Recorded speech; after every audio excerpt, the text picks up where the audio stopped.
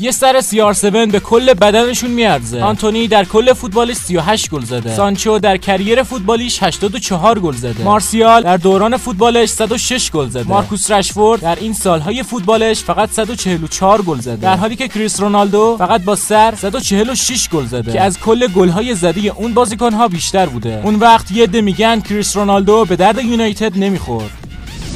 رکوردهای استثنایی از CR7 که شاید هیچ وقت شکسته نشه. بیشترین گل در یک فصل UCL با 17 گل زده. بیشترین گل ملی فعلا با 123 گل زده. 6 دوره متوالی آقای گل UCL شده. 450 گل در 431 بازی برای رئال مادرید زده و بیشترین فالوور در اینستاگرام فعلا با 600 میلیون.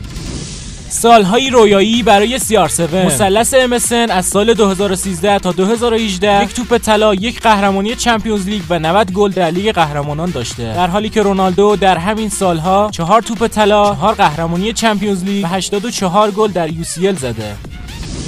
لیگ عربستان یکی از بهترین لیگ‌های جهان خواهد شد. سلام علیکم. کریستیانو رونالدو میگه خوشحالم که در لیگ عربستان بازی میکنم. من در اینجا احساس خوشحالی و راحتی دارم. بارها و بارها تکرار میکنم که لیگ عربستان یکی از بهترین لیگ‌های جهان خواهد شد.